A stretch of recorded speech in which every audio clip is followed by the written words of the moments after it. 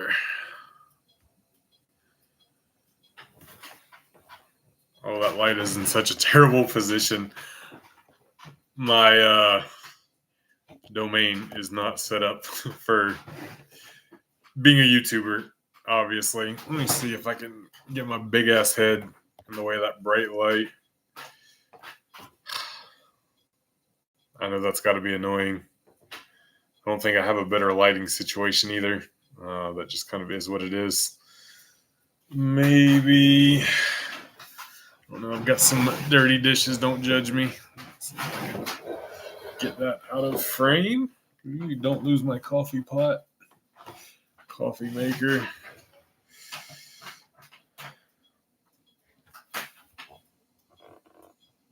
I guess it's better back there in the corner than it is right above my head.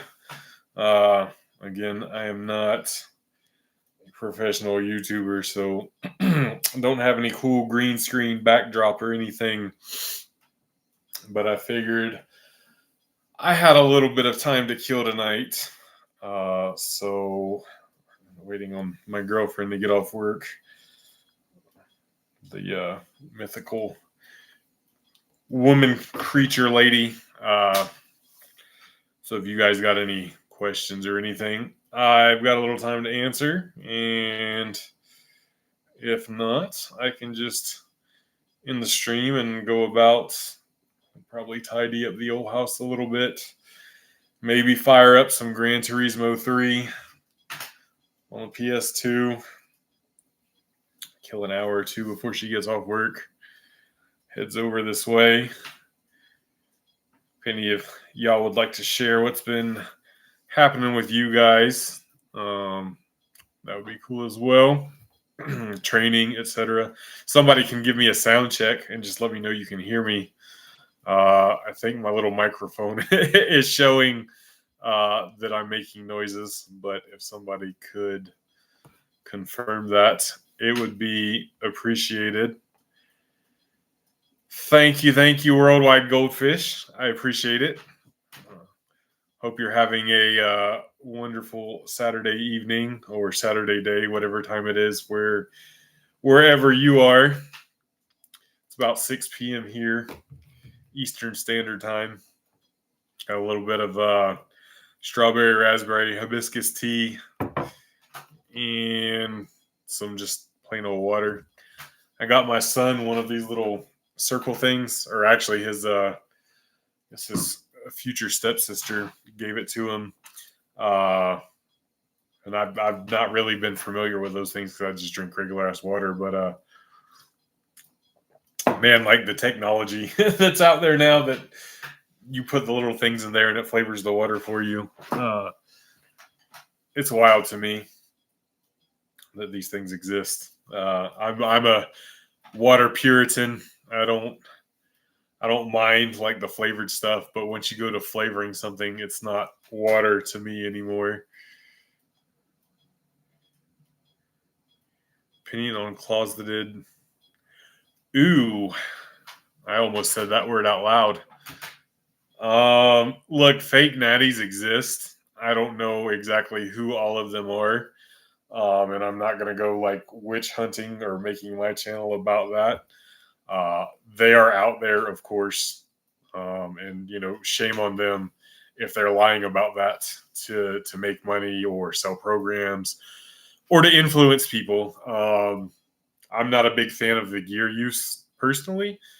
I do have more respect for the people who, that you don't have to say like, oh, this is my exact cycle, but, just say, hey, I'm not natty. Fair enough. Like, that's cool. But and it's always been a thing. It's always going to be a thing, unfortunately, and it muddies the water for the rest of us. And I've made a video before on, you can't really prove yourself natural, right? You have your reputation, and people believe you or they don't believe you, whatever the case may be. But short of, drug testing every single day, or randomly, very often, which isn't feasible, time or money wise, people are just going to say, oh, it's not a drug test, it's an IQ test. And then we don't hear about people passing drug tests because that's not news. But when somebody fails it, it is news, and it just gives that confirmation bias because that's all you ever hear about drug testing is failed tests. And again, when somebody does have a drug test and they pass it, it's like, oh, well, it didn't meet this circumstance or that circumstance, or you planned it, or you knew it was coming, and blah, blah, blah, blah, blah. So, again, it's one of those things. Would I love to see like every single fake natty get outed? Of course. I think that would be good for everybody. Not feasible. And, as long as the current systems with drug testings and everything the way they are, you just got to go with your gut. And, there's going to be sometimes when your gut's wrong. And that just kind of is what it is, unfortunately. Cardio every day after putting on 5 kilos over the festive month. It's a good month to do it. I actually, this year, my highest high on the scale so far has been 229. And, during the holiday season. Last year, my highest high was 239. So, I've been kind of hovering in the low 220s. Every now and then I'll have a couple of weigh-ins like in the teens. And where last year I was kind of in the upper 220s, hovering around there. And every now and then I'd have a weigh-in the lower 220s. So I think it's safe to say, I'm like 5 pounds lighter than last year on the average. And I think part of my New Year's resolution, which I'm going to make a video about going into the New Year's new goals and stuff, I think I want to see 210 on the weight scale next year. So I don't really have any goals necessarily like in the weight room itself with the gym. I've been BJJ pilled. So I'm doing jiu-jitsu pretty consistently 5 days a week now. And I'm not necessarily using the gym to supplement it, but it has taken precedent or preference over not preference. I'm still doing. It's more important to me right now than the gym. So if I'm losing a little bit of recovery on my gym stuff because of jiu-jitsu, like it is what it is right now. But I've kind of found a rhythm until today. Anyway, but I've been so training week, we'll start it on Saturday because it's easiest for me to explain it that way. So Saturday is heavy lower, and I alternate. Like 1 week it's squats, and 1 week it's hinges, and then jiu-jitsu same morning. So I'll gym, come home, shower, get some carbs and protein, and then go do jiu-jitsu, come home, shower again, carbs and protein again, etc. Sunday is heavy upper.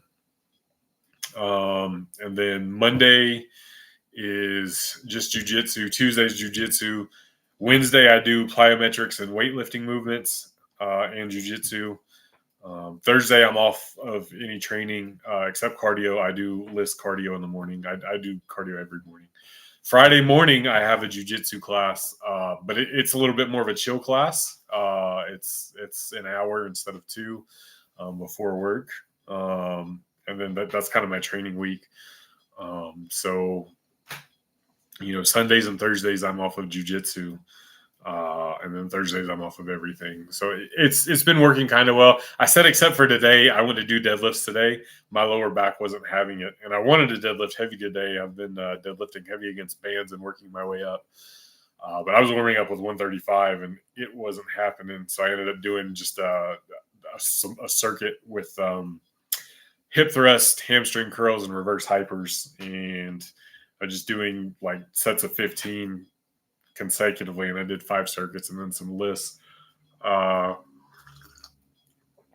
I do cardio is every day. And it has been even before I started doing jiu-jitsu. And I get 10,000 steps a day every day. So a lot of consistency, but again, like no real goals in the weight room this year.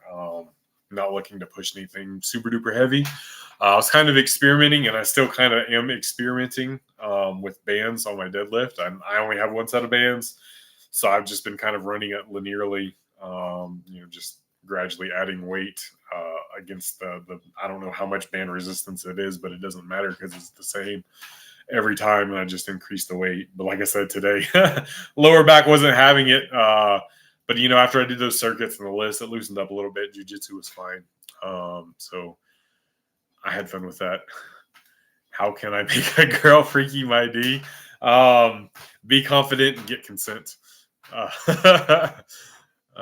Reckon it's safe to say the dumber man gets, the more drugs he's on. That would explain. There's seems like there's been some correlation with that. So I try not to get too deep into politics on my channel, but I think you may be onto something. Most of the natty content creators all seem to preach the same thing with diet. Yeah, I mean it's a pretty simple formula. I think the gear users, they get into a little bit more niche ways of training, and not that some natties don't. And I think that the bodybuilding side of the natties is very much similar. I think when you get into like the strength side, that's where we will see some different philosophies. But as far as like building muscle and diet, nutrition, sleep, and everything, I think we are mostly all on the same page. But with the gear, it's twofold for them. They can either the people that are really dedicated, like your Sam Sheethars, he's like one of the few exceptions I'll make for don't get on drugs unless XXXXX. The gear guys, they can get the most out of it. Like they can get more out of their training. They can go harder. They can do more. They can be better, et cetera, et cetera. That's the A side of it. The B side is they can get away with dumb shit and still get better results than they would otherwise, than a lot of natural people that are working really hard, just based on what they're using and whatnot. So it's a two-sided coin. I think most of them are probably somewhere in the middle of that, and they can get really dogmatic about their ways because they're like, oh, I did this and it worked and blah blah blah, and you should do it too. But it's like, yeah, bro, you're not counting the 1.5 grams, 2 grams you're taking a week. That's part of it. It's not just your magical new training that is extra fucking better than everybody else. Who do you like better, Nick? I don't know who Nick Fuentes is, but he's probably better than Five Finger Kool-Aid Fruity Bloop Punch. What do you think about some people on social media saying a 2-plate bench is impressive and whining about social media's new strength standards? Okay, so this is kind of two-sided. Gin poppers. No, I see you, Simply Deep. I haven't got to your questions yet. You're definitely not blocked. I see you. Gin poppers, regular people, normies. 225 is impressive to the regular population. And I think a lot of that, where, especially in this country, the NFL, that's the combine test. And these athletes are some of the biggest, strongest people that, a lot of the population will see. And I think it's impressive to gym poppers. That aside, if you are into this shit, into this lifestyle, into strength training in particular, even bodybuilding, of course, it's not impressive. It's not. Like, let's be serious. You guys in this chat, you guys that watch the same creators that I've been associated with, it's not going to be impressive to you. You've seen it 1,000 times. And that's fair. And even you go into most local gyms, even a commercial gym, chances are you're probably going to see a handful of dudes in there that can bench more than 225. A 4-plate squat, while not impressive to us, might be rare in a random commercial gym. But, 225, it's not impressive. As far as the standards, so on the elite world class end of that spectrum, the standards have certainly been raised. And a lot of people will project that out into the real world because we're living this life, right? We're nose deep in our phones every day on Instagram, whatever. You guys are on TikTok. I'm not on that one. But you get accustomed to seeing 500-600 pound bench presses routinely, and then now like 315, like that's not impressive anymore. 405 is kind of that's kind of like the borderline of impressive, quote unquote, by social media standards nowadays, just because we see it so commonly. But we're again in this little niche space seeing that world, and it doesn't project outward. So it's with a grain of salt. Has social media raised the standards? Yes, and it's a good thing, because we're going to see higher and higher numbers. And I think the more normalized 405 is, the more 500s we're going to see. The more normalized 500 is, the more 600s we're going to see. And apply that to different numbers with different lifts. Ultimately, that's a good thing for training, etc. I think it'll be awesome, to see 800-pound deadlifts, from lifters not even making podiums, at national level meets. Maybe there's a local meet with just a bunch of studs that come out. But it works both ways, and it's something not everybody has the mindset, and I wish more people would adopt it or at least try. And I know this is me projecting my mindset out there. But when I saw Tank Abbott bench 600 pounds years and years and years ago, and it was an awful bounce pressed ass off the bench. You can find it on YouTube, and it might have even been fake weights. It was for a WCW promo package, so it could have been fake weights. But I saw that and I was like, fuck, I want to do that. I want to bench 600 pounds. Didn't discourage me. And some people do get discouraged. They're like, fuck, everybody's benching 400 or 500 pounds. I'm struggling with 275, whatever the case may be. But man, when I see that shit, I get inspired. And the standards raising, it just means that the floor is going to raise too. Like with the ceiling raising, the floor is going to raise. And that's an analogy I use with my lifters all the time. And I'm trying to raise their floors. A lot of my training is kind of boring and monotonous. I am much like Sam Sheether. I'm a builder, a volume builder, a workload builder, a base builder. Especially with my clients, I like to build that out and sprinkle in a little bit of here and there, like go get after it and hit something big. Next week, I have a client named Sam. He's going to pull 600 pounds, possibly for 2 or 3. And he'll be my third 600-pound deadlifter this year. I'm pretty excited about that. But that's how it goes. We're seeing the ceiling, on social media rising, and the floor is rising too. With the elite rising, the average is going to rise as well. So ultimately, I think it's a good thing. I think a lot of people, I would just like to see them have a better outlook on it. But again, I can't, control people's feelings and how they look at these things. Doing good, bro. How about you? Looking great as usual. Looks like you're cutting. I'm not cutting per se. I've been cleaning up the diet. Outside of, I've had 4 big cheat days the last 2 months. I've hindered that a little bit. But like I was mentioning earlier, I'm on average probably 5 to 7 pounds lighter than I was last year. And I do want to see 210 pounds at some point next year on the scale. November, December, my birthday is in November. Thanksgiving, my favorite holiday, is in November. Then December, of course, Christmas, which I really didn't go hard on Christmas. But the weekend before Christmas, one of my son's friend, one of his moms, has an annual gingerbread house decorating thing for the kids. And they have a big charcuterie spread and things like that. And I save a cheat day for that as well. So I've had, like 4 cheat days in the last 2 months.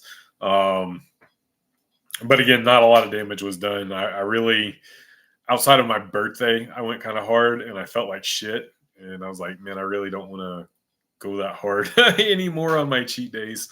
So I think I'm setting myself up good for next year. But again, I maybe been dropping a little bit of baby weight here and there, but I'm not like actively like cutting super hard or anything.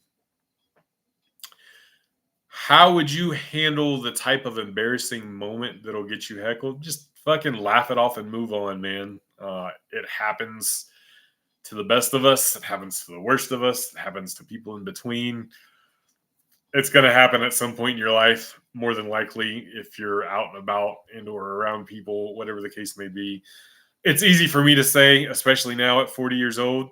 Um, if 1985 is your birth year, then you're in the same boat as me.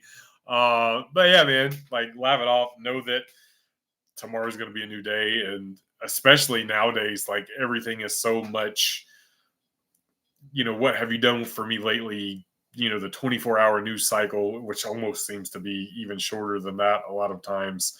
Um, shit gets forgotten almost instantly. Like you can think of whatever controversies happened within the fitness space over this year, and it's not really talked about much anymore. Like the Dr. Mike PhD thing. I know some people are still calling him Mr. Mike, and it gets brought up here and there, but there's like nothing major ever came of it. Renaissance periodization is still doing fine. It hasn't hindered him. It was, and that was kind of a big deal when it happened. And life goes on. Your take on one top set at 85%, followed up by 4 back off sets at 70% twice a week for strength for big lifts, as recently propagated by some alternative. I mean, look, there's so many different ways to get strong. That is certainly one of them. I'll put y'all on something. Google Prilipin's chart. Pull that up. Do it. You use Prilipin's chart for your squats and deadlifts. For your bench press, you can go a little bit beyond what its recommendations are for the volume. But just, on a day that you're feeling like you want to lift something heavy, go to the heavy end of Prilipin's chart, do that. Not feeling it so much, you want to get some kind of faster work in, look towards the bottom end of Prilipin's chart. Do some accessories afterwards where you're getting close to failure in perceived weak areas or weak muscle groups. That you can train that way forever, and you'll get stronger. Again, the way you mentioned as well, it's fine. I don't have any problems with it. Is it the greatest thing ever? No. Is it going to work? Yes. Pretty much everything that's been done that's shown to work is going to work. Anything that's got you progressively overloading, that one top set at 85%, if that top set over time is getting you more weight on the bar, you're getting stronger. A lot of people overthink it. I think the biggest thing with getting stronger is finding, first and foremost, like a way that you enjoy that's going to keep you engaged and keep you coming back and training consistently, and a way that you can recover from that still pushes the intensity, and it's enough to cause stimulus, but it's not too much that it gets you fucked up. And like I said, look up Prilipin's chart. Squats and deadlifts, you can pretty much just follow it as is. Bench press, you might want to add a little bit more volume. But Prilipin's chart's pretty great. A lot of the older cookie cutter programs are based around Prilipin's chart anyway, if you guys didn't know. But it's a good tool to have. Top 5 ways to get rid of knee pain. Knees over toes guy had it right with the backwards walking, the weighted backwards walking. That has helped me so much over the last probably 5 years or so. Um, I think just that in and of itself like trumps everything else in my personal experience. Losing weight if you're heavy would probably be the next best bet. Again, that's assuming you're heavy. If not, that's not going to be a thing. But losing weight definitely can help you with knee pain, mobility work. Uh, just getting more mobile in general, especially in things involving the knee, probably help. And this is no particular order other than the backwards walking. I think the weighted backwards walking is the best. And then getting stronger around the area, strengthening the muscles around the knee. Your calves, your hamstrings, your quads, all this in conjunction. And then maybe looking at your diet. That might be getting into the weeds a little bit. But I know for some people, when they're eating certain things, it can cause inflammation and pains. And I know for me personally, and I don't think it's the bread per se, uh, but when I do eat bread, I tend to eat a lot of it because it is fucking delicious. And when I eat a lot of bread, like the knee doesn't feel so hot. That's something I've noticed now with jujitsu too. With powerlifting, uh, you know, donuts were a great pre-workout meal.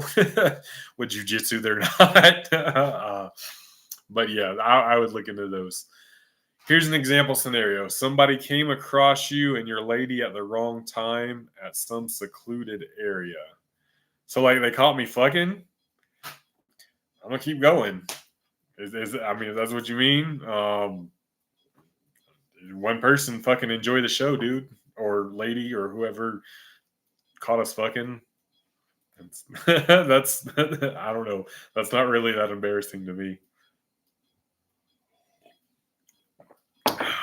But I understand the sentiment. And that said, going back to what I said before, like life goes on, man. I mean, if you're having sex in a public space, that's the risk you're willing to take, right? Um, Secluded or not secluded, public spaces are public spaces. So, you know, it is what it is. I guess like if they pulled out their phone and started filming you, it could make a fuss or something, and then you might be looking at legal troubles or something. So that would be a thing. But as far as the embarrassment, like, bro, if I'm out there fucking boning, like I'm not embarrassed. I'm fucking having a good time. There's nothing to be embarrassed about.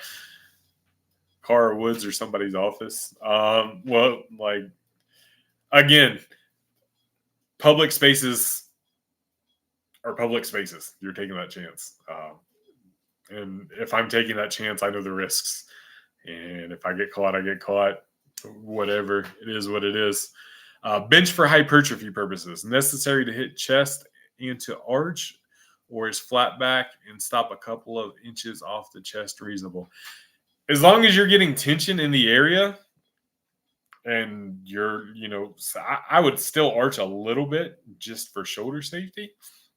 You don't obviously have to do some like hyper arch, but if you're getting tension and you're training close to or to failure, uh, with reasonable amounts of weight and reasonable amounts of volume, it's fine either or. Uh, you know, I tend to like bigger ranges of motion for my hypertrophy. Maybe I'm a little old school in that thought. But that said, even in like if I get into my full competition setup, which I really don't for rep work, just because it's really tight on my lower back. But even if I was, like, I'm still getting tension on the area.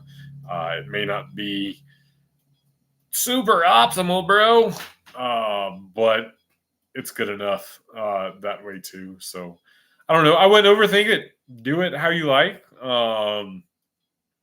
Try it one way for 16 weeks. Try it another way for 16 weeks. Jot down how you feel. If you noticed any major differences between the ways. But I don't think it's going to be too much of a game changer either or. Like I said, in most cases, it's kind of do what you're going to do, what you like, what keeps you coming back consistently. Um, that's going to be kind of the move. You know, I've mentioned in a lot of videos how in the fitness space we really harp on the 10%. There's my hand. Whereas the 90% is pretty much being consistent and training to failure, or close to failure in terms of muscle building and exercise selection. I think at this point, depending upon what your goals are, probably falls in that 90% too.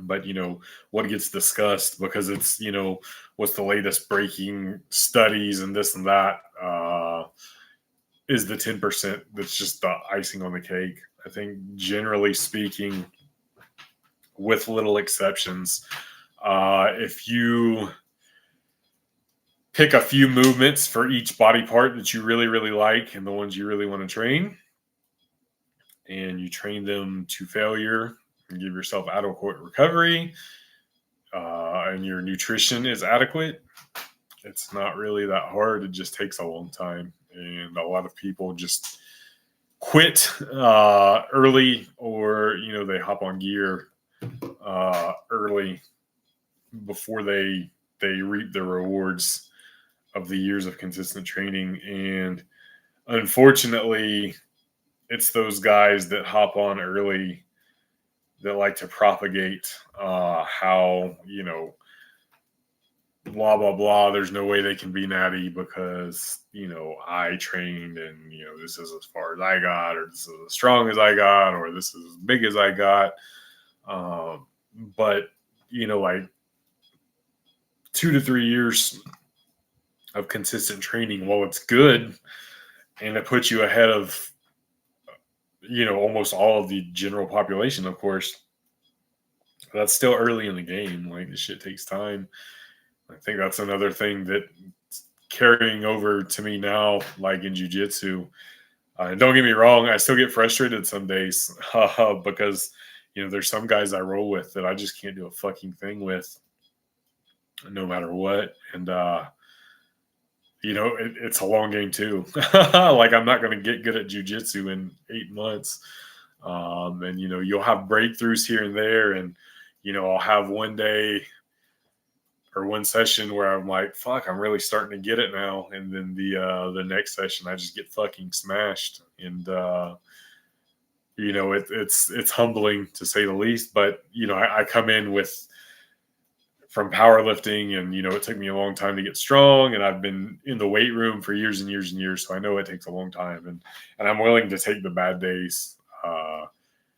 Just, the bad days in jiu-jitsu is you getting your ass kicked. Whereas, the bad days in the weight room, it feels like you get your ass kicked, and, that's a thing too, of course. But, I know that it's going to take a long time. And, every now and then I'll hit something on one of the upper belts, and they're like, oh man, that's good, you've been practicing that one or something. And, it's a little feel good moment, pat yourself on the back, and, then they fucking rip your arm off. But, there's some of the blue belts, I can size and strength and athleticism my way to positions. And I'm starting to pick up some techniques now to throw in there with that. And I can give those guys some good rolls, and, I can get a tap every now and then on some of them. I've tapped one purple belt. One time he was having a bad day though. So I don't know if I should really count that one. And he tapped real early. I think he had a sore shoulder, so it's not really a thing. But like, there's another purple belt in there, and he also lifts weights, not to the extent of what I do, but enough that he's strong.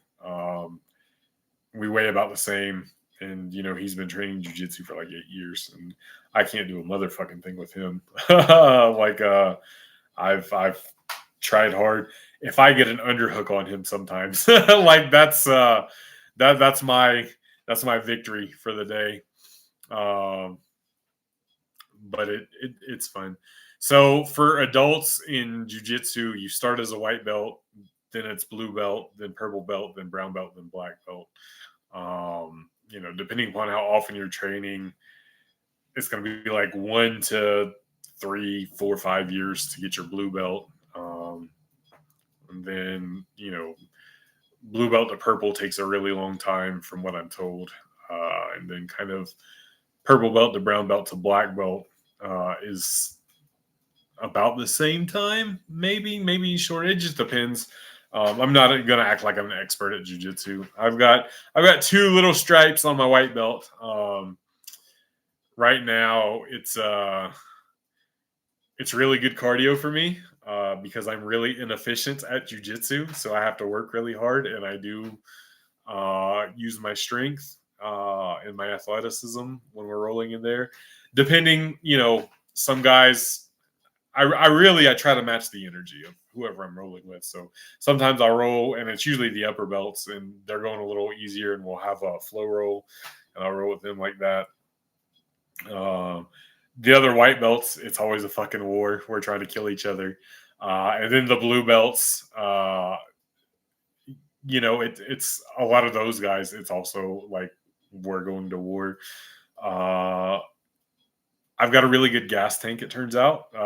Shout out to doing cardio every day. Now, when I first started the first couple weeks, there's a little bit of an adjustment because, it is a different sort of cardio you're doing. But I had the base of cardio. And once I kind of adapted, like I've got a really good gas tank. We were 2-3 weeks ago. There's a really small class. There's only like 6 of us, and there was only 2 of us. I'm a big guy in jiu-jitsu. There's only 2 of us over 200 pounds. So the whole open mat after fundamentals, which was an hour, we went an hour straight with no breaks. Obviously, you're not going like balls out for an hour straight. There's a couple times where you'll sit in each other's guard, catch your breath, and somebody else will try to do something. But it was 1 round for an hour, and he got like 5 taps on me, 6 taps probably in the first half an hour, and then the second half an hour or so he only got 1, and I controlled the positions for the most part. A lot of it was me holding him in side control, moving to mount. If he would get his half guard back, I would get back into side control. And I really put a lot of pressure on him the last half an hour. And that's kind of what I've been trying to work on mostly. I'll find a submission every now and then, but I've really been trying to play positions, learning how to, get into good positions and then maintain good positions. And I feel like, I get more comfortable maintaining good positions, then I'll get more comfortable attacking submissions. Of course, that's on good days, on other days, it's just trying to fucking survive and not get tapped 10 times in a round. Thanks for your comprehensive replies. Recommendations on changing employer criteria regarding when you're actually stuck at your place and need to move on. I am not the one to answer that question, Barry. I have been with the same employer since 2011. So what we're going into 2026. So I'm going on 15 years there. I don't know, man. I guess put feelers out there in applications. I don't know how the real world works anymore. Back when I was doing the job hunt thing, like it was paper applications, and generally it was knowing somebody like that worked at a place and putting in an application and then telling your friend like, hey, I put in an app, tell your hiring manager or whoever or whatever. So I come from that landscape of making connections with people in real life, and those connections helping with getting jobs and showing up in person. I'm not down with the whole LinkedIn, this and that digital fucking networking shit. I wish I had advice, but like I said, I've been with the same place now since 2011. I've got a pretty good setup. They take care of me. I have the ability to come and go as I please. Not really, but kind of. I can forward the office phone to my cell phone at any time, which comes in handy when I have to go pick up my kid from school. I'm doing the. I have a girlfriend, but I'm a single parent, and me and her don't live together. And I have custody of my son, so I take him to and from school every day. Uh, and if there's emergencies or anything, I have to go get him. Right now, he's on Christmas break, so he comes to work with me. That's a luxury, being able to bring him to the office with me. Otherwise, I'd be having to pay a fortune for daycare or some shit like that. So I work for a small family-owned business in logistics. So I've got a unique setup there. I could maybe, I mean, I know I could get paid more for my position, like at a bigger company, uh, but not enough. Not enough more to give up the perks that I have, if that makes sense. So yeah, I'm not the best person to ask for that question.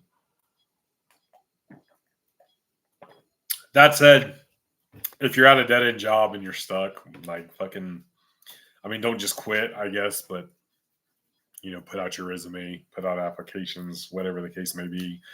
Start seeking things. Start learning a skill or a trade or something you're interested in. Nowadays with the internet, I coach lifters remotely, uh, and it's not like a full time living that I make coaching lifters. I could maybe transition into that if something were to happen with my job, but it's not an insignificant amount either that I make coaching lifters. Um, and that's something I can do remotely. I can find time, sometimes at the office, sometimes from home, et cetera, et cetera. Um, Having skills nowadays, especially ones that can transfer remotely, you can reach the world with the internet. So that's something to consider as well. A lot of people's side hustles end up turning into full time businesses that do support themselves. So there's that too. Even if your boring fucking monotonous job pays the bills and it sucks, but it is what it is. Find time in your day to learn something else. What's your opinion on 2 times concurrent full body like Alex Leonidas used to? I don't think 2 times a week is enough. I don't. That's all. I don't think that's enough. Thank you for your input on that. So, how's family life been treating you? Well, I am a single dad. I got divorced. Me and my ex-wife, my son's mother, split up in 2023. The divorce went official 2024. Um, my son lives with me. I have a girlfriend now. She has 2 kids. She lives a town over. She did live like an hour away for a while. Now she just lives like 30 minutes away, which is a lot nicer. Um, so we're doing good. We spent Christmas together and stuff. Stayed at her house. Uh, I like her kids. Her kids are cool. We all get along. My son really likes her. Um, Me and her kids get along. My kids, her kids, everybody. It's good. Family life is good in that sense. I get along with my son's mother. Like, we don't live together, and I don't like love her like I used to or anything, of course. But we communicate effectively for our son. And him living with me is the best. We agreed on that because I provide stability that she currently really doesn't have the ability to do. So he lives with me. Uh, he sees her routinely. Like, she came over to my house for Christmas, so she could open some presents with him and stuff. But yeah, life's good, man. Getting tats only after one gets big. Thoughts, dude? If you want tats, get tats.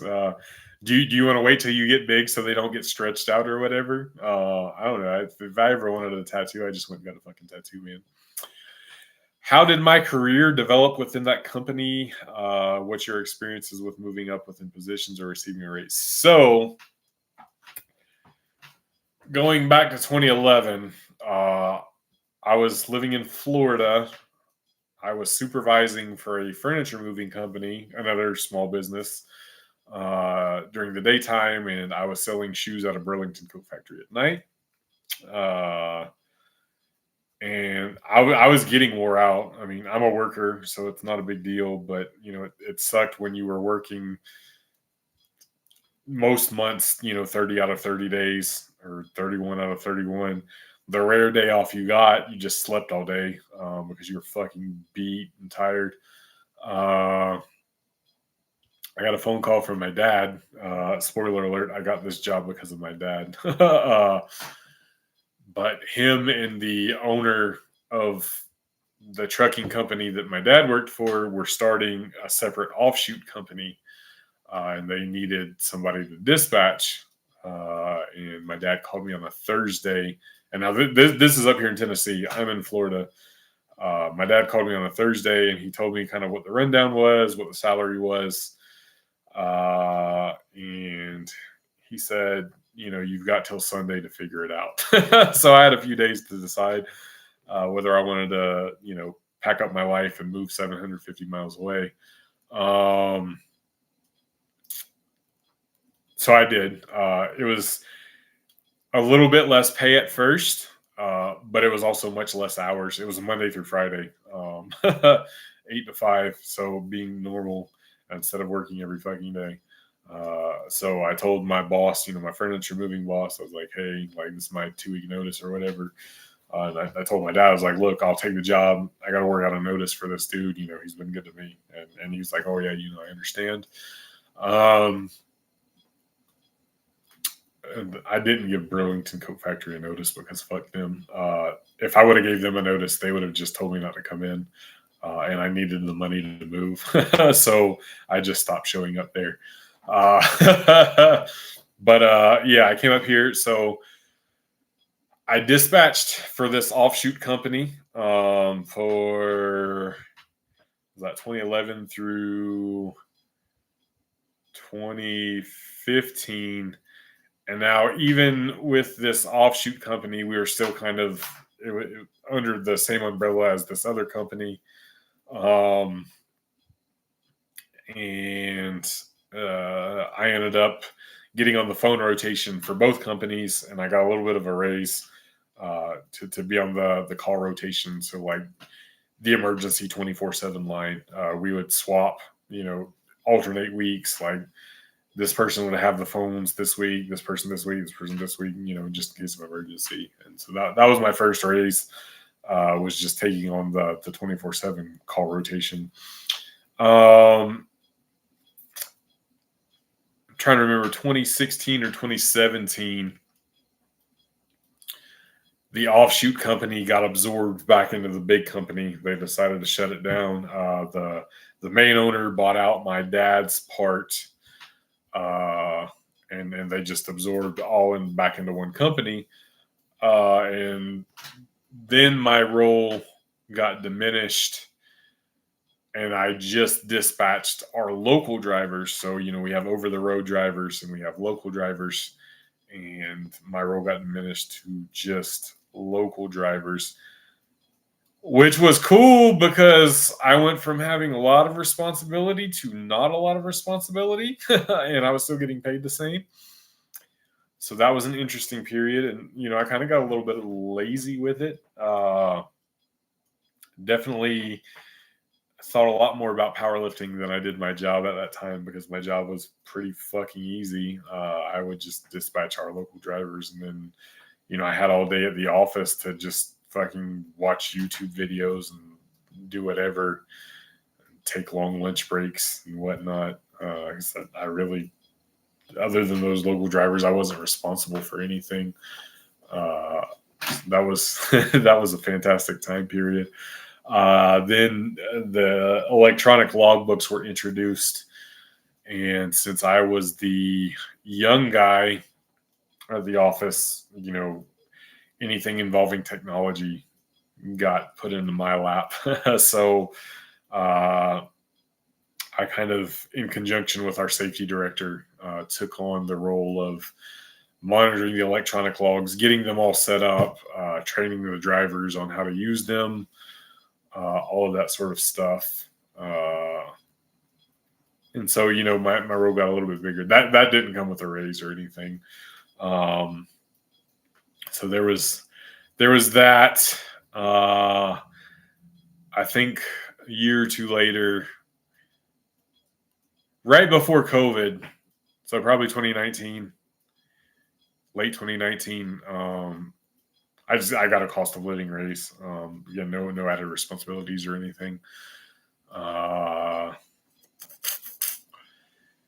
so then we started some of our billing changed to third party instead of billing directly to customers. And there's an EDI system. It's called EDI. A lot of transportation uses it, and implementing that into our system, again, technology got put on me. And by now, the e-logs kind of did themselves, other than every now and then there'd be a violation. Uh, but, so it wasn't a big deal. And I've still been dispatching just the local drivers. I really like this whole time period, adjusting to the e-logs was kind of nerve wracking, took a little bit of effort. But once that got through, the EDI stuff really wasn't that bad. So most of this whole time period, I've not had a whole lot of responsibility, to be honest. I've just been kind of coasting at work. And it was during this time period I ended up buying the rental properties I own. So get all the way to the beginning of last year. The head dispatcher, the vice president of operations, was set to retire in June. So I was going to be taking on his role. And I started, getting my feet wet in that while he was still there. Not that I needed a babysitter, but they wanted me to have a babysitter. So the transition was smooth.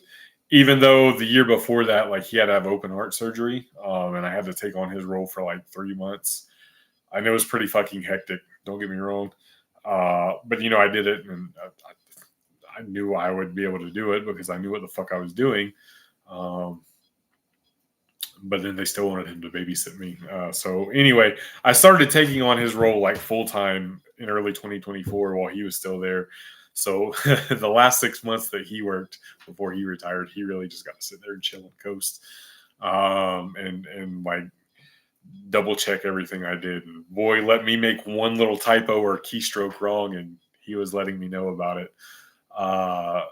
But after he officially retired, I got a really significant raise taking on his role. So that was last year. Like a really significant raise. So that's where I'm at now. Been with him the whole time. Like I said, a lot of the time I really didn't have a whole lot of fucking responsibility there, but I was paying attention, made sure I was always in the loop. And now, again, when I first transitioned to taking on his role, it was really hectic. Some days it's still really hectic, but I've kind of gotten in the groove, got a system down with it now. The mornings are the worst because it's kind of sorting everything out, and we've got a couple customers that don't call in loads until later, and it's playing the waiting game. And then sometimes something will happen, a truck will break down, and you've got to scramble to get freight covered, this and that. But they've been good to me. I show up every day. I do my job, what I'm paid to do. I've made a lot of what used to take a really long time to do not take a really long time. And it took my boss. He's an older guy. He's approaching 70. It took him a while to understand that I wasn't doing that to be lazy. Like I was doing it to be efficient. And, I had to kind of convince him because he's that old school, like, I'm paying you to be there 8 hours a day, so you better be working 8 hours. And it's like, well, I took 8 hours of work and made it take only 3 hours. Now, I'm not busy, so my mind is able to be efficient and handle the calls when they come in, and being able to think clearly and not being distracted by having to do some back office paperwork or something like that. I can purely focus on the drivers and the customers, and whatever pops up. And he finally sort of figured that out. Once he saw, he's a numbers guy, and when he saw numbers trending in a positive direction, he kind of got the gist of it. So that's sort of my journey there. Like I said, that the vice president of operations stepped down. My dad has also stepped down as of last year.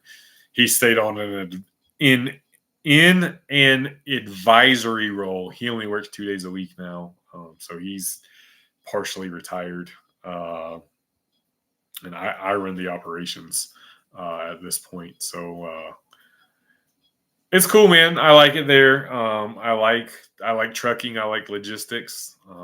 It's challenging. Uh, some days I'll tell you I fucking hate it, but it's a rewarding job too. And like I said, it allots me some freedoms to be able to take care of what I need to take care of, being a single parent. So I could maybe make more money elsewhere, but it wouldn't be worth the perks that I would be giving up. Also, I work in a big 16,000 square foot building. My classic car is stored in there. I have a full weight rack, like 700 pounds of weight and a barbell. I can go into the back and lift weights there. Great job perks, of course.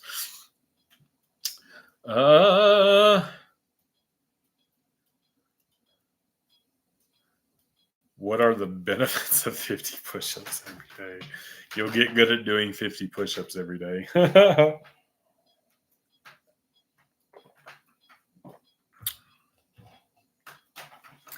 I'll indulge. Is Herr Soviak, was there anything to that aside from having liked some posts that were slideshows or whatever? Tell me. Well, let's hear it. I want to see. I'm completely open minded to what you're going to tell me. So fire away. Yeah, one of the guys I train with at jiu-jitsu, he works for Amazon. He's a delivery man, and he said, "Man, they like really bust your balls." The peace of mind I have and the freedom I have at my job is invaluable. It's priceless. I am on call 24/7 now. We still kind of have the phone rotation thing, but most of the drivers just call me anyway. So, but that's usually a non-issue. Like we keep new equipment. We trade in our trucks every 3 to 4 years. We keep them under warranty. And our trailers, we also trade in every couple of years. Like we don't even keep our trailers long enough to have to change tires on them unless we have a blowout or something. So breakdowns are what they do happen, of course, but it's a pretty rare occurrence for us. I've had a driver get in a wreck, a couple of times. We had drivers wreck, which is going to happen from time to time. But generally speaking, the on-call 24/7 thing is mostly a non-issue.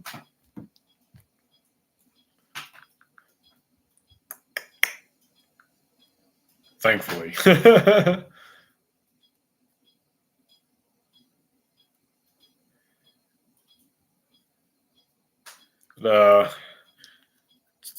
when it comes to bench setup, people say to pull back and down, but if I do that, unracking is impossible. So I retract and shrug up once I unrack. So pull. I assume like pull back and down when you're getting under the bar is what you're talking about. Do that unracking is impossible, so I retract, shrug up. Once I unrack, scaps do move. I mean, as long as you're getting in position, once you initiate the bench press, I would try to play around with where you set up in relation to the uprights, because you don't want to have to shrug up and then retract when you're setting up. So I would look at that. Obviously, best case scenario, you would have a training partner to give you a handoff. I know that's not always a thing. I train by myself, so I know that's not a thing. I would really try to set up closer to the uprights if you can, because you kind of want to be in that retracted position when you're unracking. But if you have to shrug it up, like you don't want to be so position focused that like, oh my God, this is taking a ton of energy out of me to unrack it, because that's going to deteriorate for your bench press more. So, it's one of those things. You can look at your setup in relation to the uprights. Maybe you can get a little bit better there and get more efficient with your unracks. But ultimately, like if you have to shrug it up, as long as you're getting back in good position before you initiate the descent, I don't think it's too big of a deal. Yeah, Ryan, and that's one of those things, everybody, we're all individual little snowflakes to some extent. So, if you're already naturally retracted, then don't necessarily need that cue. My shoulder gets depressed by default once I unrack, so it's not like I need to focus on it. Yeah. I mean, again, it's one of those things like how hyper optimal do we want to be versus you're comfortable doing this. What if, you lost a kilo of performance, if that? How often is that going to make or break what you're doing? Not very often. So yeah, I probably wouldn't worry about it too much. We've been going an hour. This is the longest stream I've done in a long time. I think I got like 5 or 10 more minutes in me. That's what she said. If y'all want to fire away some more questions, I'll be glad to answer. Started lifting in the early days of the internet. They tried that everyone. Yeah, I know. And a lot of early internet lifting advice came from geared lifters, because that's what was powerlifting in the early internet days, was geared powerlifting. And a lot of what they were doing, not that it was all bad, and a lot of it in comparison to what was like in Muscle and Fitness and the magazines and stuff was fucking golden in years beyond that. That said, a lot of it also, is that time period and doesn't necessarily translate to other goals. They would say, oh yeah, you just need to bench press for your pecs. You don't need to worry about nothing else. And while bench pressing, it's still great for your pecs. Don't get me wrong. And they were bench pressing and they were seeing pec size, and you will too. But that doesn't mean that you can't also do cable crossovers or, other pec based movements that can in some cases be better. I'm still a sucker for the bench press myself. That's what early lifting advice was. And it was better than what was already out there. So it got taken as gospel. And we're kind of now seeing that, it's good, but there's also better. Hey, Dennis, I spoke to you the other day. I wanted to ask, do you have recommendations on how I can trim my chest in a way that puts minimum stress on the shoulder? I have calcium deposit in pain. Yeah, I remember you talking about it, and kind of what I messaged you, like if you can get a good setup, get a decent arch, tuck your elbows really good. I still think you need to look at maybe some partial range of motion stuff first. And I am not an expert on a calcium deposit in your shoulders, so obviously listen to your PT. and your doctors. But if you can find ranges of motion that have no pain and work that, I would look at working that first. Um, as far as you know, like protecting your shoulder, like I said, you can set up a decent arch. You can maybe use a little bit of a closer grip. Close grip does irritate some people's shoulders, however, though. You have to find a grip that works for you. Really make sure you're tucking your elbows good. You don't need to like over exaggerate like skull crusher tuck them, but make sure they're good and tucked. That'll help your bar path and should take some stress off your shoulders as well. But you mentioned the movements to me that even felt therapeutic to you. I would focus on those and maybe not care about flat bench press for a little bit. Again, I would look at partial range of motion first and gradually work your motion down there. But not much different than what I told you in that DM.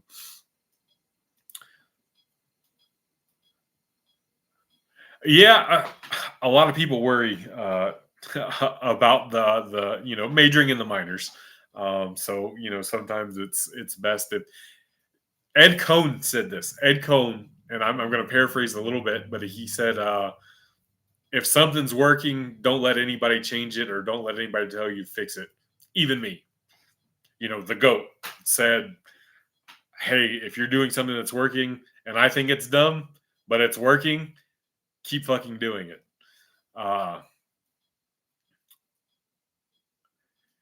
So I don't follow him, so I've not seen these things. I mean, if he's reposting shit like that, like for real, then I'm glad I don't follow him. That's yeah, I don't get down with that shit. I'm just I'm hesitant to speak on things I haven't seen myself. But if somebody, and I'm also hesitant because people throw out terms sometimes nowadays, and the terms are so what's the word I'm looking for, co-opted for people of on certain ends of political spectrums. Either way, and it's not really like what that actual term is. If he is that and he is doing that, fuck him. But again, it's not anything I've seen because I don't follow him anyway. So, yeah, fuck him if he is.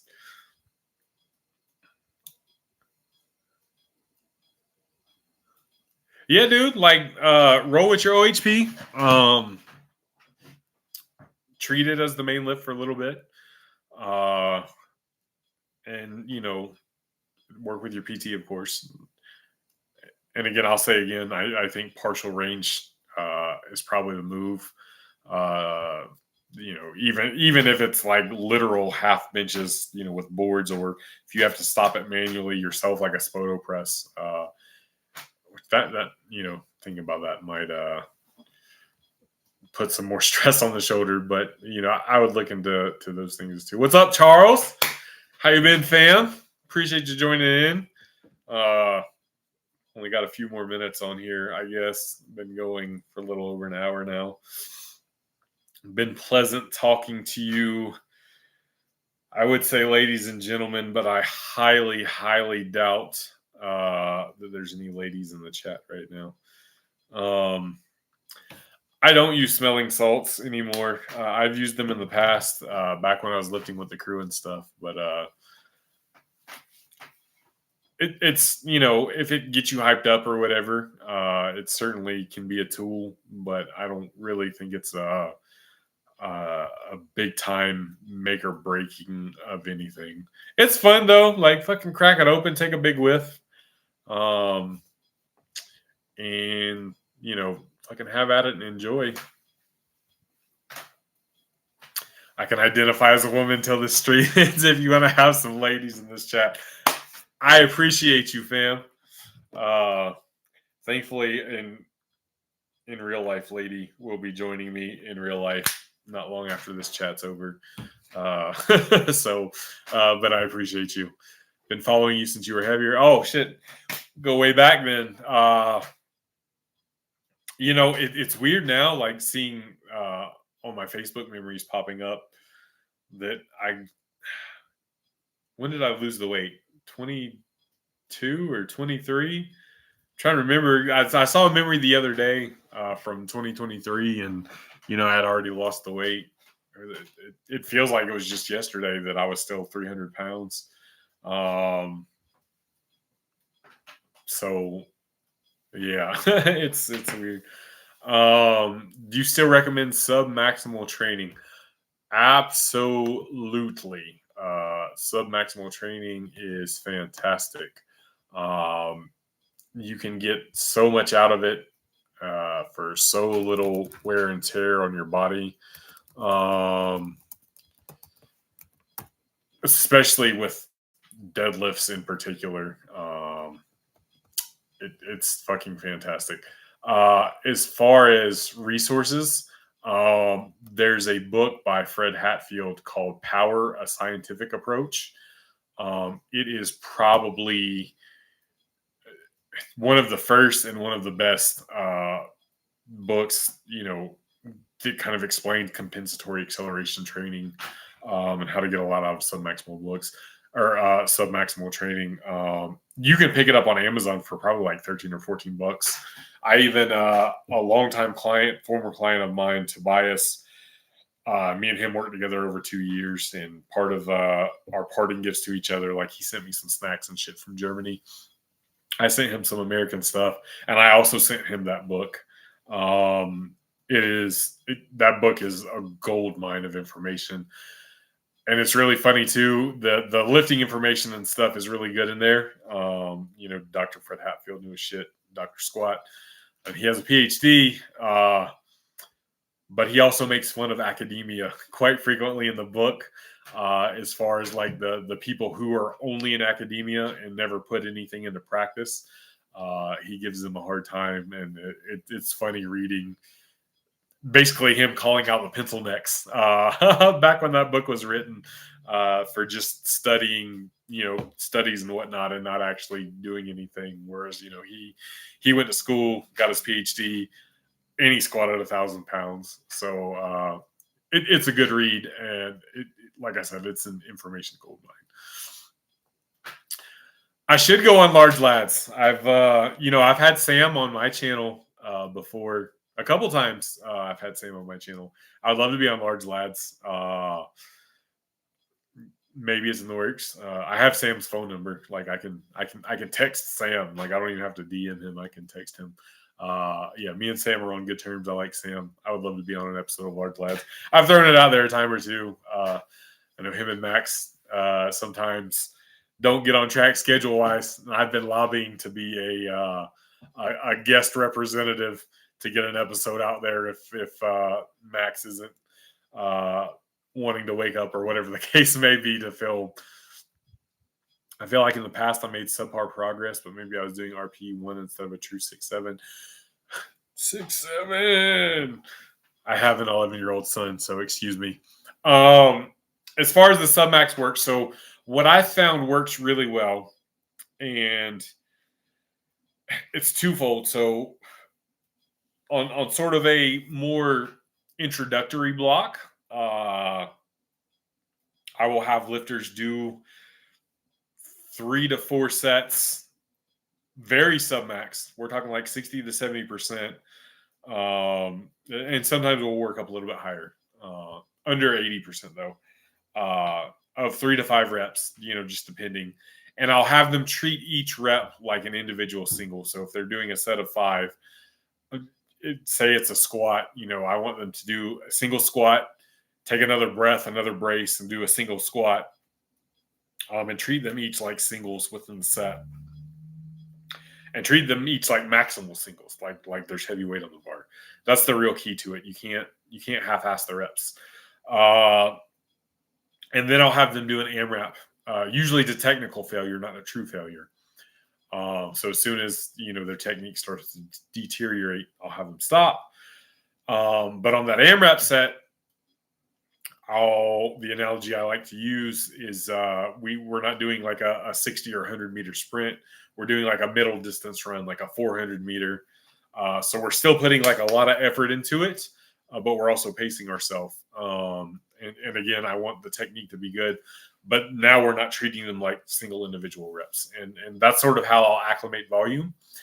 And then what I'll do, we'll go to a different block, and again, depending upon the lift, whatever it may be, we'll still be in, probably the 70 to 80% range. And now, depending upon the lifter and how well of a rapport we have together, I'll either call a straight weight, like hit this weight for a single or a double or a triple or whatever the case may be.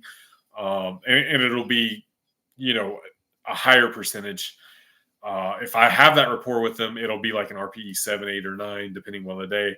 Maybe 2 RPE 7 singles, maybe an RPE 8 double, maybe an RPE 7 triple, etc. Maybe an RPE 9 single, something like that.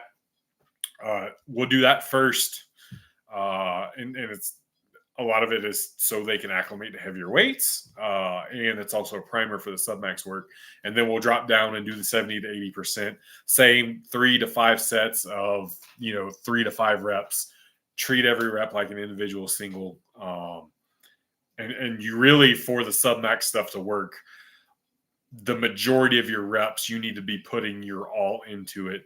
And it's something where even if you take that really lightweight, you put everything you have into it. And this I'll have them do sometimes on an AMRAP just to show them.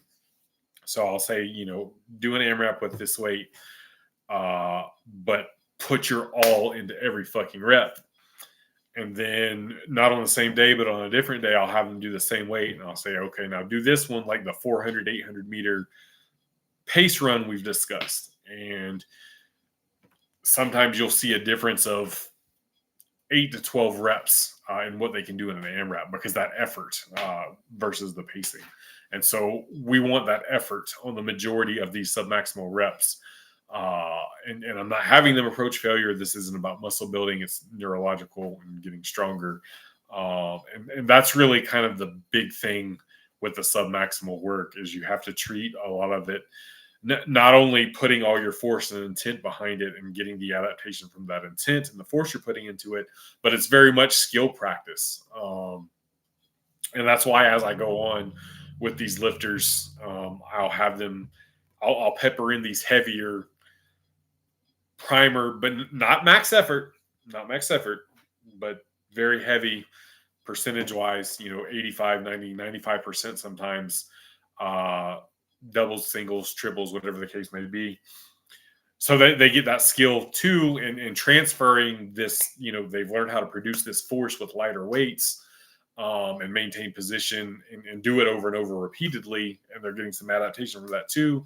But transferring that ability to the skill of doing it with heavier weight. And like I said, I'm about to have my third 600-pound deadlifter this year. I recently had a 405-pound bench presser. He did it close grip, his first ever 405-pound bench press in his life. He did it close grip on a day that, it was a deload week, and I gave him options. I said, hey, you can either do a 3-plate max out, or what I had set up on the week. I had on day one, I had him doing a 315 max rep AMRAP. And he got 9. He had hit upright a little bit. We were shooting for 10, and he missed it because there's a little bit of misgroove. So I had him doing a heavy close grip single on his second day. He's only doing bench only right now, and I told him, I was like, look, on day 2, like if you want to retake that, go ahead and retake that 315 AMRAP. I know you've got 10 in you. But he decided to do his heavy close grip single, and I just left it at that. I just said a heavy close grip single. I didn't give him a number or anything. I was deload, and he said, "Man, warm ups are feeling good, coach." and he hits fucking 4 plates. His first ever 4 plate bench press is a close grip, and I figured he was like a training block away from 4 plates with his regular grip, uh, but his close grip day right now we're doing a regular grip bench press followed by incline bench press, and then a close grip bench press on day 2 followed by incline bench press. And his performance has been really close, his close grip versus his regular grip. Not a whole lot of discrepancy. So I knew he was close, but I still figured he was a training block away from 405. But he fucked around and hit 405 close grip, and I couldn't have been happier for him. A little more volume I put into bench press versus the squats and deadlifts. And I'm not afraid to train a little bit heavier with the bench press a little more often. But the submax stuff for squats and deadlifts in particular is fantastic. Also been following me since 2017. Those were some days.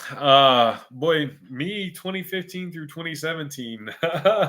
There's some shit I put out there. Boy, that I should not have put out there. But we live and we learn. So I tell young people, don't fucking do steroids because that's a lifelong decision. And even 2015, 2016, 2017, I was a full grown-ass man adult. But, I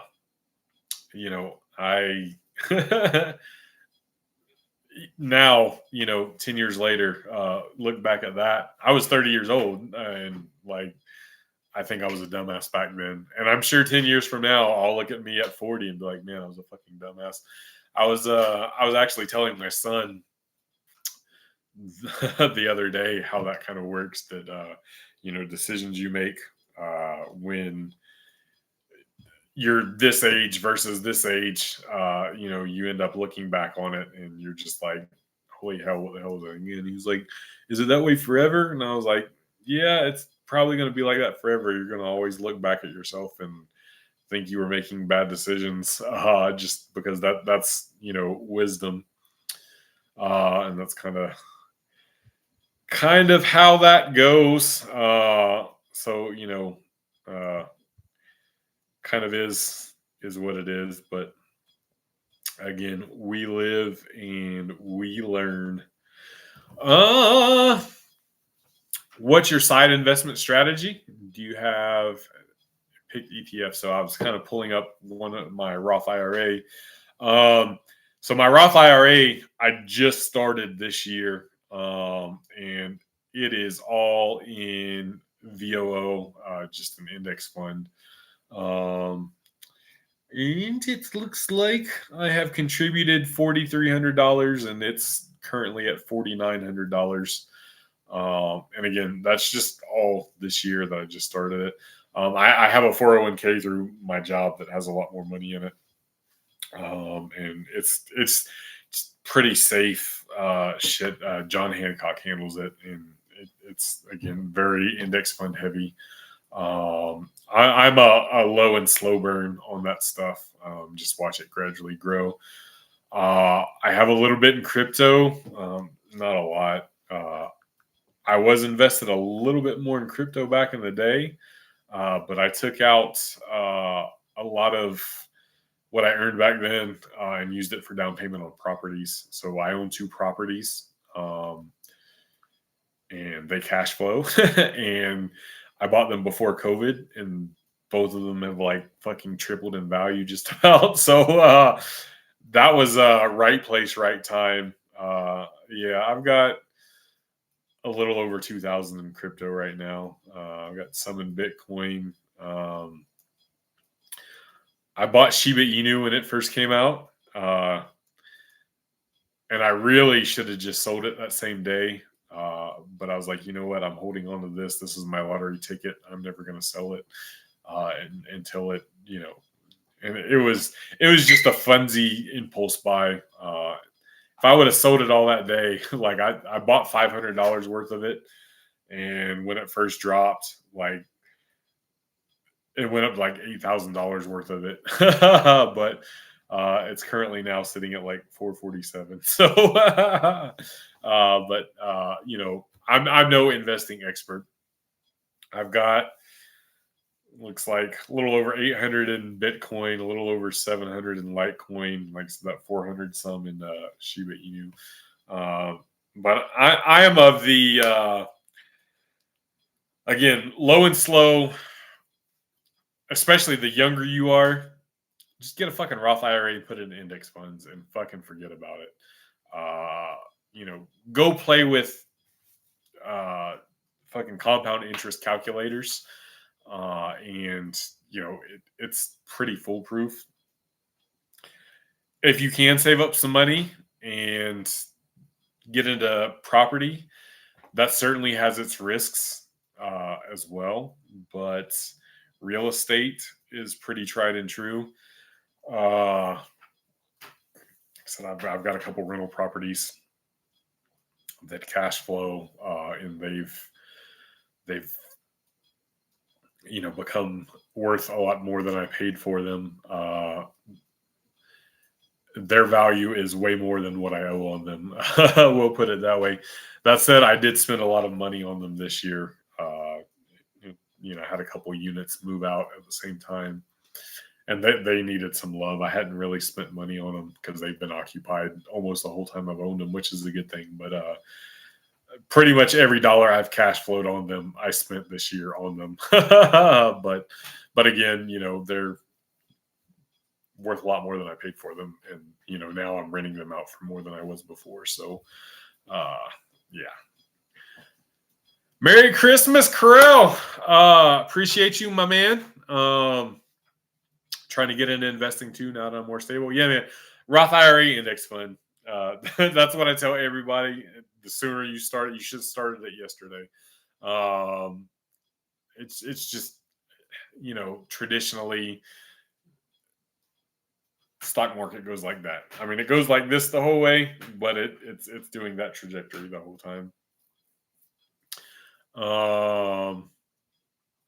But yeah, everybody needs to be investing in their own retirement if they want to retire, because like Barry's saying, like Social Security, it doesn't pay enough anymore, and probably me, and a lot of you guys are younger than me, definitely it probably won't be a thing anymore. So that's something, the sooner you can start the better. And like I tell almost everybody, the easiest way to give yourself a raise is to look at your finances and what you're spending on a weekly basis, and then scale that up to a year. So what you're spending on dumb shit in particular, there's some of you, I don't know, there's only 9 of you in the chat now, but a lot of people are spending $50 to $100 a week on like energy drinks and fucking sour candies and shit. $100 a week is $5,200 a year. $5,200 a year in a Roth IRA for 20, 30 years. Go look at it. Go look at it. It's wild.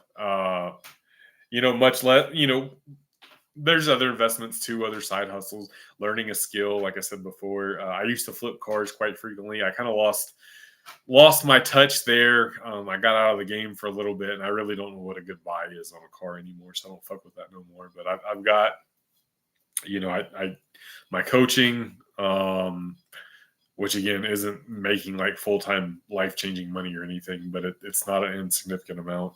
Cash flow from my real estate, which kind of all went away this year, but I'll be cash flowing more now through those, and they've grown the money. And then I've got my Roth IRA started this year, and then I've got my 401k through work, which they match. Which if you have a job that has a 401k and they match, at the very minimum, max out whatever they match. That's free money. Again, I work for a small family-owned company, and they only match up to $500 a year. I put more in it than that. But that's what I tell all my truck drivers, because truck drivers, they're a different breed. Oh, that's money out of my paycheck. I need my money, and I'm like, look, $10 a week is $500 a year. Like, for fuck's sake, you can find $10 a week to put into your 401k, and it's pre-tax. So, and then if you put that in the 401k, like, our boss will also match that $10. So you're getting a free $500, and they think because they can't touch it or spend it that it's money being taken away from them. And I'm just like, okay, like, I tried to help. I tried. A lot of people just don't get it. A lot of people just don't get it. I started making more money than I ever had and started thinking I was too good for powdered protein. I snapped out of it, though. Yeah, like I said, and it's, what's your goal? Some people don't want to retire. That's fine. I understand that. I would still at least, look at investing in a Roth IRA or something just to have a safety net, if anything, even if you don't want to retire. You know, you want to have money put away for savings anyway. And, a Roth IRA, you can pull out your contributions at any time, penalty free. So it's like a saving account on steroids, if you want to look at it that way too. You just can't take out, the earnings it's making without penalty until, the proper age of retirement. But, for fuck's sake, even if I wanted to work my whole life, shit happens. I would still like to have a little bit of a safety net just in case. So there's that. Got a Roth at 18, got almost 30. Dude, if you're 22 with 30 grand in a Roth IRA, you are doing fucking well. That is you're probably like 0.01% amongst your peers. You are definitely on the right track. And again, compound interest is extremely powerful.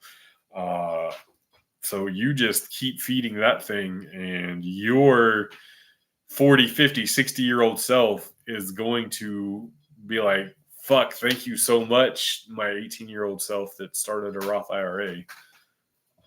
Like, well fucking done, dude. I didn't even know what a Roth IRA was when I was 18. But what, Corel, like, I've been eating salmon a lot more lately, and salmon is not cheap. Thankfully, I live next to a Kroger, and a lot of times it'll go on sale when it's about to go bad, and I've got a deep freezer. So when it goes on sale, it'll be like $5 a pound instead of like the $12 or $13 a pound that it is. So I'll try to stock up and put in my deep freezer.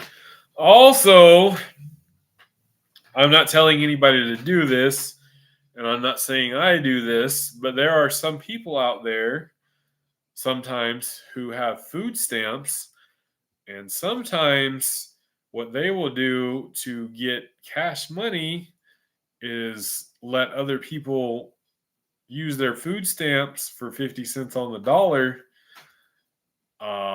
And if you're in a position, or if someone is in a position to be able to pay the cash money to use the food stamps for 50 cents on the dollar, it can help someone get their groceries for half price.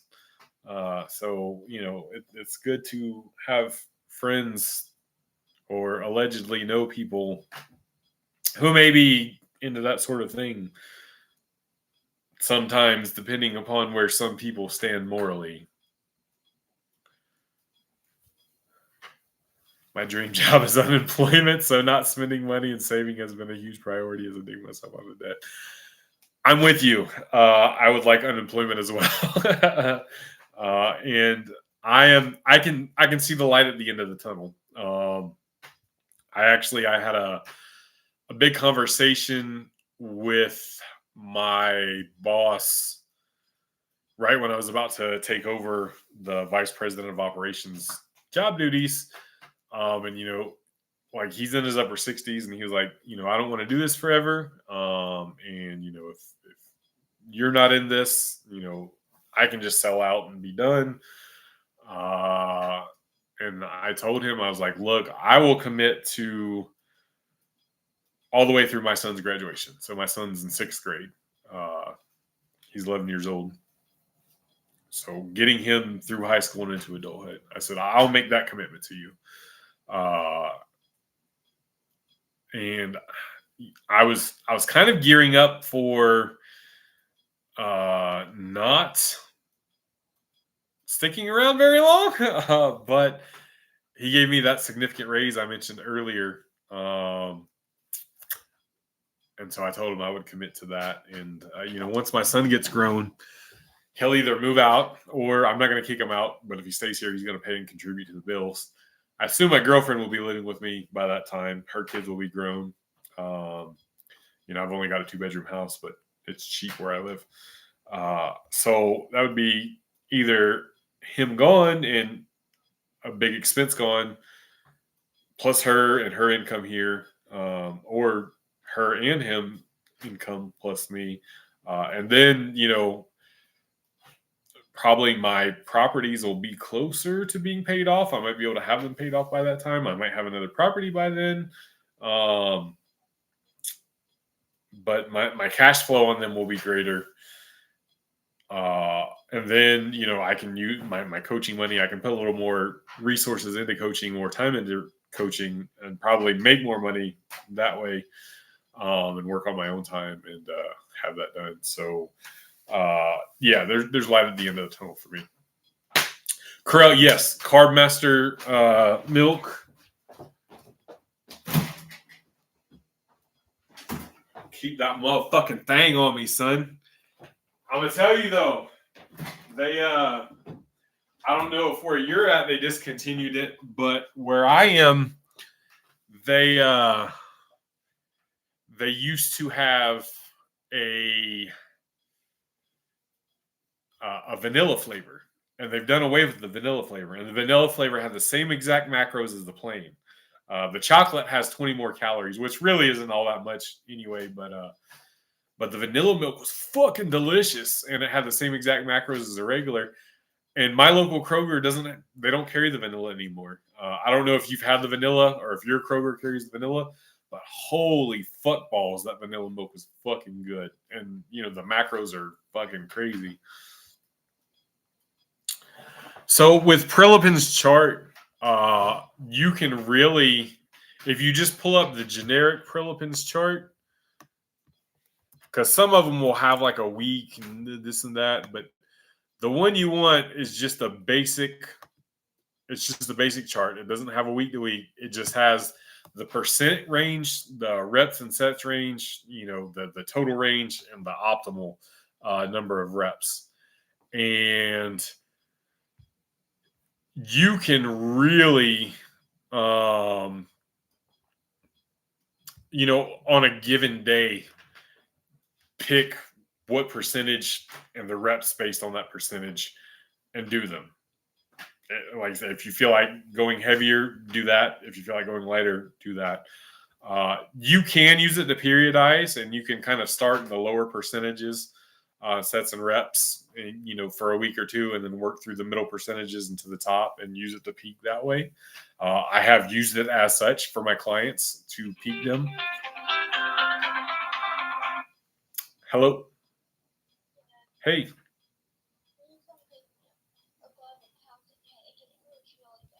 Yep, I'm on the way. Love you. Bye. Well, my son was staying the night at his friend's, and he just called with a pounding headache, unfortunately, and wants me to come pick him up and get him. So I got to go get my boy. Appreciate y'all being here this evening. Peace.